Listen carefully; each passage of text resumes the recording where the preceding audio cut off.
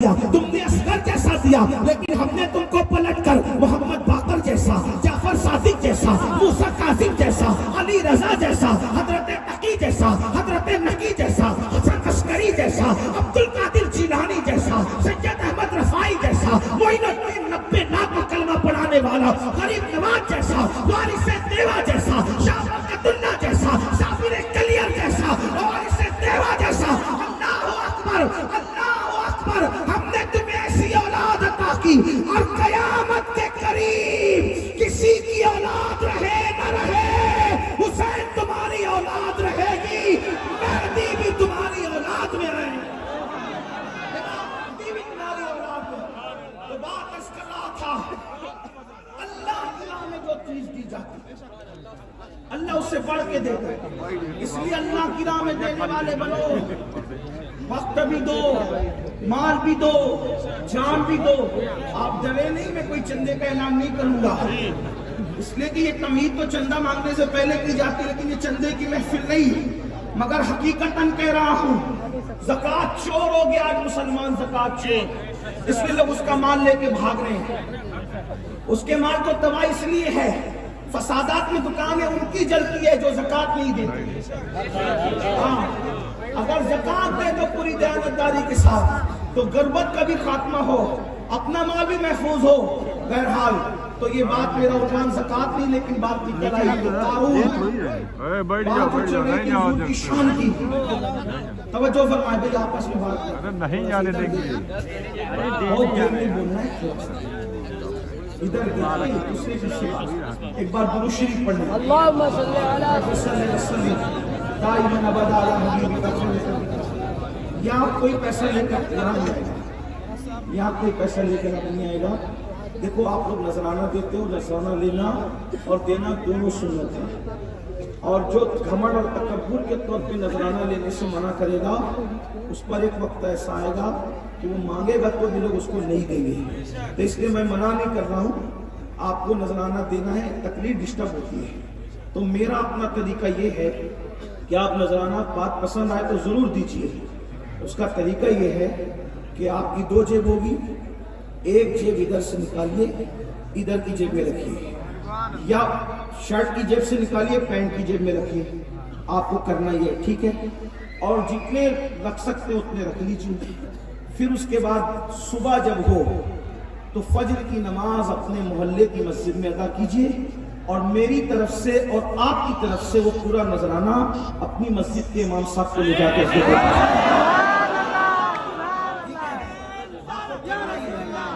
تکلیف ڈسٹرب نہیں کرنا ہے، آپ کو کرنا یہ ہے۔ بعد میں پھر آپ کو جو کرنا ہے آپ کریں، لیکن کم سے کم تھوڑی بات سن لیں۔ آپ کا سب سے بڑا نذرانہ میرے لیے یہ ہے کہ آپ میری گفتگو سن لیں، اس سے بڑھ کر کوئی بات نہیں ہے۔ ایک بار سب مل کر درود شریف پڑھنے بعد آگے بڑھیں۔ اللہ رسول محمد صلی اللہ علیہ وسلم، نحن بعد محمد صلی اللہ علیہ وسلم، صلاۃ و سلام علیک یا جد الحسن والحسین۔ تو قارون کو یہ لگا کہ میرے پاس سے پیسے بہت چلے جائیں گے، 2.5% بہت رقم نکلے گی۔ اس نے کیا کیا، اپنی زکوٰۃ بچانے کے لیے ایک فاحشہ زانیہ نچنے عورت کے پاس گیا، بدکار عورت کے پاس، اور جا کر کے اس سے کہا کہ صبح محفل جمے گی۔ دیکھو مال کی محبت انسان کو کتنا گمراہ کرتی ہے۔ وہ قارون کہاں توریت کا قاری تھا، اور دولت کی محبت میں گرا کتنا۔ اس سے پتا چلا کہ مال اور دولت کی محبت یہ برائیوں کی جڑ ہے، جڑ۔ آج بھائی بھائی کا قتل نہ کرتا اگر دولت کی محبت دل میں نہ ہوتی، ایک بھائی دوسرے بھائی پہ کیس نہ کرتا اگر دولت کی محبت دنیا میں نہ ہوتی، ایک پڑوسی دوسرے پڑوسی کی جان کا دشمن نہ بنتا اگر دولت کی محبت دنیا میں نہ ہوتی۔ مال کی محبت دلوں سے نکال دو، مال کو تجوریوں میں رکھو، مال کو جیب میں رکھو، مال کو دل میں مت رکھو۔ یہ دل کے اندر جب مال آ جاتا ہے تو انسان فرعون اور قارون قارون بن جاتا ہے. مال کماؤ بھی, مال جماؤ بھی, مال پہ عیش بھی کرو, لیکن مال کی محبت دنیا میں اپنے دل میں پیدا مت ہونے دو. دل میں اللہ رسول کی محبت رکھو. اللہ اکبر. قارون گیا اس زانی عورت کے پاس اور جا کر کہتا ہے جب صبح محفل جمے گی تو محفل جمنے کے بعد تو نے ایک کام کرنا ہے کہ محفل میں کھڑے ہو کر کہنا ہے کہ موسیٰ نے میرے ساتھ معاذ اللہ ثم معاذ اللہ زنا کیا. بس تجھے اتنا کہنا ہے, تو جتنا مال کہے گی میں تجھے دینے کے لیے تیار ہوں. پھر کیا تھا, وہ عورت مال کے لالچ میں اللہ کے پیغمبر پر اتنا گندا الزام لگانے کے لیے تیار ہو گئی. صبح کو محفل سجی, میں محلے کے لوگ, علاقے کے لوگ, قوم کے لوگ سب جمع ہو گئے. جمع ہونے کے بعد اللہ کے پیغمبر موسیٰ علیہ السلام نے کہا اللہ کا حکم ہے کہ زکات دینے والوں زکات جمع کرا دو. تو اللہ اکبر. اس سے پہلے کہ زکات کا عنوان آگے بڑھتا, قارون کھڑا ہو کر کے کہتا ہے اے موسیٰ مجھے ایک مسئلہ پوچھنا ہے. حضرت موسیٰ نے کہا کیا پوچھنا چاہتے ہو؟ اس نے کہا اگر کوئی زنا کرے تو اس پر کیا حکم لگے گا, زانی پر کیا قانون ہے اللہ کا؟ تو حضرت موسیٰ نے فرمایا اگر وہ کمارا ہے تو اس کو جو ہے کوڑے لگائے جائیں گے, اور اگر وہ شادی شدہ ہے تو اس کو پتھر سے مار مار کر کے سنگسار کر دیا جائے گا. اس کے بعد اس نے عورت کو اشارہ کیا, کیونکہ حضرت موسیٰ کی شادی ہو چکی تھی. آپ کو عورت کو اشارہ کیا, وہ عورت کھڑی ہوئی, اور کھڑی ہونے کے بعد اس نے کہا یہ کیا کہتی ہے؟ سب دم بخود ہو گئے, کیونکہ حضرت موسیٰ کا کردار جانتے تھے. حضرت موسیٰ کا کردار پتا تھا. اللہ کا نبی وہ ہوتا ہے ہر زمانے میں خدا کا نبی نسب کے اعتبار سے, کردار کے اعتبار سے, بول چال کے اعتبار سے, خاندان اور قبیلے کے اعتبار سے, گفتار اور رفتار کے اعتبار سے بے مثل بے مثال ہوتا ہے ہر نبی. اللہ کے پیغمبر کو کہا یہ عورت کیا کہتی ہے؟ وہ عورت کھڑی ہوئی. حضرت موسیٰ نے کہا کیا کہتی ہے؟ اور یہ کہہ کر آپ نے نظر ڈالی تو اس کا پورا وجود کانپ گیا. فرمایا کیا کہتی ہے؟ تو اس عورت نے کہا موسیٰ میں کچھ نہیں کہتی, اس نے زکات بچانے کے لیے کل رات مجھے پیسوں کی لالچ دی تھی, دولت کی لالچ دی تھی تاکہ میں زنا کا الزام آپ پر لگاؤں, لیکن آپ کا چہرہ دیکھ کر میری ہمت نہیں ہوتی کہ میں اتنا گندا الزام آپ پہ لگاؤں. حضرت موسیٰ کی نظریں اٹھ گئی آسمان کی طرف. جس نے اپنی زکات بچانے کے لیے مجھ پہ زنا کا الزام لگانے کی کوشش کی, اس کی سزا کیا ہوگی؟ اللہ نے فرمایا آپ کا اختیار موسیٰ, آپ کا اختیار, جو چاہے اس کو سزا دیں. حضرت موسیٰ نے زمین سے کہا اے زمین اس کو دھسا دے اپنے اندر. جب قارون زمین میں کمر تک دھسا, یہ دولت کی نحوست ہے, کمر تک دھسا تو کہنے لگا موسیٰ میرے قبضہ, میری دولت پہ قبضہ کرنے کے لیے کتنا خوبصورت بہانہ تم نے نکالا, مجھے زمین میں دھسا رہے ہو. اللہ کے پیغمبر نے کہا رک جا زمین, اب اس کی جتنی تجوریوں کا مال ہے وہ سب اس کے سر پہ رکھ دیا جائے تاکہ یہ الزام نہ رکھے کہ میں قبضہ کر لوں گا. فرشتوں نے اس کا سارا مال اس کے سر پہ رکھا. ابھی تو اکیلے دھس رہا تھا, ابھی مال کا وزن لے کر کے حضرت موسیٰ نے کہا دھسا. جب زمین کو کہا دھسا, زمین دھساتی رہی. موسیٰ علیہ السلام نے کہا دھسا, دھساتی رہی. موسیٰ دنیا میں رہے, قارون دھستا رہا. موسیٰ دنیا سے چلے گئے, قارون دھستا رہا.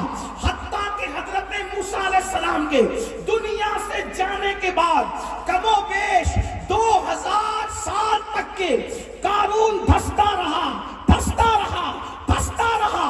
لیکن ایک دن آیا, اللہ اکبر, ربیع الاول کی 12ویں شب طلوع ہو چکی تھی, اور اس وقت صبح صادق کے قریب آمنہ کا لال عبداللہ کا در یتیم تمہارے اور میرے آقا جب اس دنیا میں 12 ربیع الاول کی صبح حضرت آمنہ کے گھر آتے ہیں, حضرت سعید اعزاز کامتوی کہتے ہیں دیکھو کون آئے ہیں. آمنہ کے آنگن میں رحمتوں کے کے سائے ہیں. آمینہ کے آنگن میں پاؤں پاؤں چلتے تھے. مصطفیٰ فرشتوں نے اپنے پر بچھائے ہیں. آمینہ کے آنگن میں ایک اچھے کی خاطر, سب سے اچھے کی خاطر اچھے آئے ہیں. آمینہ کے آنگن میں حضرت آمینہ کہتی ہے, اب ذرا اپنے نبی کی شان سنو. آپ نے 5 تن کا عنوان دیا ہے, میں پہلا تن پڑھنے لگا ہوں. اپنے نبی کی شان سنو. حضرت آمینہ کہتی ہے, جب میرے شہزادے محمد کی آمد ہوئی تو میرے گھر کی چھت کھل گئی اور ستارے میرے سر تک آ کے جھکنے لگے.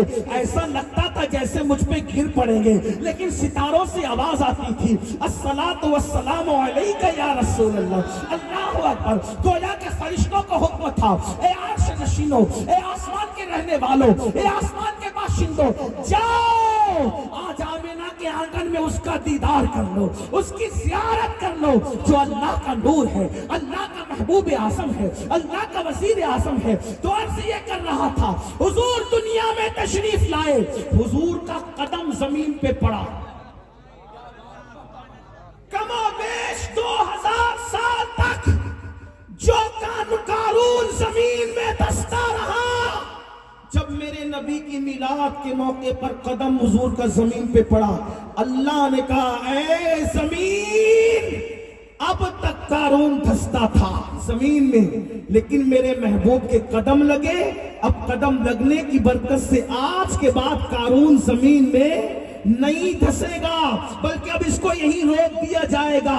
آپ سے پوچھنا چاہتا ہوں, رسول اللہ سے قارون کا کوئی تعلق نہیں, قارون کا حضور سے کوئی تعلق نہیں, صرف میلاد ہو گئی, زمین پہ قدم رکھ گیا تو قارون زمین میں دھسنے سے بچ گیا. ارے جب دشمن خدا کو میلاد کا یہ فائدہ ملتا ہے تو نبی کے غلاموں کو میلاد مصطفیٰ کا کتنا فائدہ. قارون اس کے بعد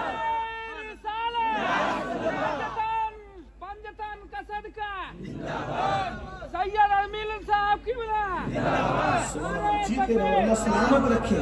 اللہ الفاظ نہیں دیکھتا, اللہ تو نیتیں دیکھتا. آپ کو بھی صدقہ دے, مجھے بھی صدقہ دے. تو حضور کے قدموں کی, یہ میرے نبی ہے, نبی کی شان ہے. قدم رکھا زمین پہ, میلاد کی شب پیدا ہوئے, قارون کا دھسنا بند ہو گیا, دریائے ساوا خشک ہو گیا, دریا خشک ہو گیا. جتنے بادشاہ تھے سب کے تخت اوندھے ہو گئے. ملک شام میں کسرا کے ملک شام کے محلات سیدہ آمینہ نے اپنی آنکھوں سے دیکھا. مکے میں بیٹھے بیٹھے کعبہ حضرت آمینہ کے گھر کی طرف جھک گیا. حضرت جبریل نے جھنڈے نصب کیے. یہ نبی کی شان, اور اپنے نبی کی شان کیا, اپنے نبی کا مقام کیا, اپنے نبی کا مرتبہ کیا. بس اپنے نبی کی شان پڑھوں, اس کے بعد اینڈ کی طرف پہنچوں. دیکھو, آپ نے سنا ہوگا یوسف علیہ السلام بہت خوبصورت تھے. میں نے کہا بہت خوبصورت کتنے؟ ام المومنین حضرت عائشہ صدیقہ نے پوچھا, آقا یوسف اور آپ کے حسن میں فرق کیا ہے؟ فرمایا, عائشہ, اللہ نے میرے حسن کا آدھا میرے بھائی یوسف کو عطا کیا. اب توجہ کرنا مسلمانوں, یوسف اتنے خوبصورت تھے, حضور کا آدھا حسن یوسف علیہ السلام کو ملا, آدھا حسن کا آدھا حصہ حضرت یوسف کو ملا. تو یوسف کو دیکھا, توجہ کرنا, یوسف علیہ السلام کو دیکھا تو مصر کی عورتوں کی انگلیاں کٹ گئی. یوسف کو دیکھا تو مصر کی عورتوں کی, اپنے الفاظ میں اب کہہ دوں, یوسف کو دیکھا تو یوسف علیہ السلام کو دیکھ کر, چہرہ دیکھ کر, علم والے, عقل والے, دانشوروں, پڑھے لکھوں کی توجہ, یوسف علیہ السلام کا چہرہ دیکھ کر انگلیاں عورتوں کی ٹکڑے ٹکڑے ہو گئی. لیکن ٹکڑے ہو گئی کس کو دیکھ کے؟ چہرہ یوسف دیکھ کر. انگلیاں عورتوں کی ٹکڑے ٹکڑے ہو گئی. لیکن میرے نبی کا حسن کیا؟ چہرہ تو نہیں دیکھا, صرف میرے نبی کی انگلی دیکھی تو چاند ٹکڑے ٹکڑے ہو گیا. دیکھو چہرے میں اور انگلی میں فرق کیا ہے؟ وہاں چہرہ دیکھ کے انگلیاں ٹکڑے ہوتی ہے, یہاں انگلی دیکھ کے چاند ٹکڑے ہوتا ہے. اور پھر ایک خاص بات, یوسف کا حسن دیکھ کے انگلیاں ٹکڑے ہوئی مگر جڑ نہ سکی. یہ میرے نبی کا حسن ہے, انگلی دیکھ کر کے چاند ٹوٹتا بھی ہے اور انگلی دیکھ کر چاند جڑتا بھی ہے. وہاں صرف ٹوٹنا ہے, جڑنا نہیں ہے. یہاں ٹوٹنا بھی ہے, یہاں جڑنا.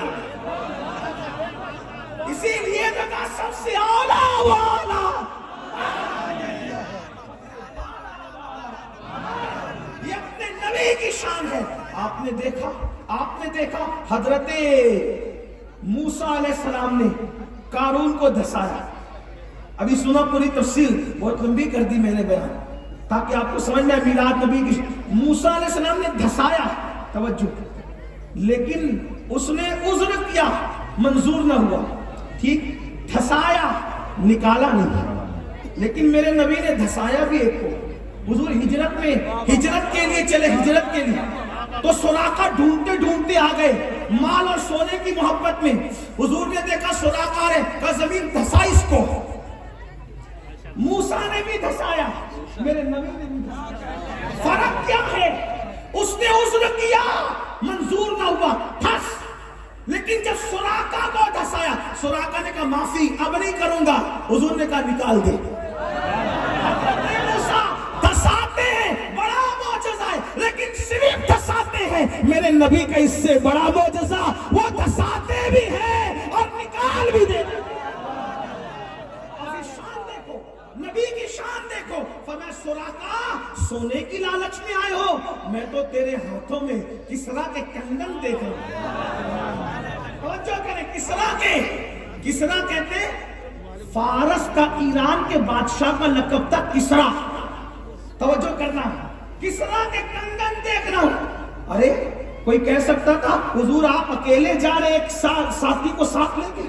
یار غار ابو بکر صدیق افضل البشر بعد الانبیاء بالتحقیق, صدیق اکبر کو لے کے اکیلے جا رہے تھے. صحیح, کوئی کہہ سکتا تھا ابھی تو آپ کے وطن والوں نے آپ کو نکال دیا, آپ اکیلے جا رہے. اور اتنی بڑی بات کہ کسرا کے کنگن, مطلب کیا؟ اے سراقہ, سونے کی لالچ میں واپس جا, ایک وقت آئے گا کسرا فتح ہوگا, ایران فتح ہوگا, اور ایران کا بادشاہ کسرا, اس کے کنگن اتارے جائیں گے اور وہ تیرے ہاتھ میں پہنائے جائیں گے. قربان جائیں مسلمانوں. پھر حضرت سراقہ مسلمان ہو گئے. اور پھر سوچئے تو صحیح, حضور کی ظاہری حیات میں ایران فتح نہیں ہوا, صدیق اکبر کی ظاہری حیات میں بھی ایران فتح نہیں ہوا. لیکن جب فاروق اعظم کا دور آیا تو سراقہ بہت بیمار پڑ گئے. ایک خاص بات عرض کروں گا آگے بڑھنے سے پہلے, سراقہ بہت بیمار پڑ گئے. دیکھو آج مسلمانوں کو اپنے نبی کی بات پر یقین نہیں ہے جیسا ہونا چاہیے. اگر ڈاکٹر کہہ دے شوگر ہوئی ہے, میٹھا چھوڑ دے, پیٹا چھوڑ دیتے ہیں. کیوں؟ جان بچانے کے لیے. رسول اللہ نے فرمایا نشہ چھوڑ دے, کتنے لوگ چھوڑ رہے ہیں. آقا نے فرمایا داڑھی منڈانا چھوڑ دے, کتنے لوگ چھوڑ رہے ہیں. اللہ اکبر. داڑھی کے فائدے اگر گنوانے لگوں ایک مستقل تقریر اسی پر ہوگی. لیکن ایک بات آپ کو بتاؤں, ایک سائنسداں کہتا ہے کہ جو ایک مشت داڑھی رکھتے ہیں اس کو کبھی گلے کا کینسر نہیں ہوتا. اس کی وجہ یہ ہے کہ جو جراثیم انسان کے گلے پہ حملہ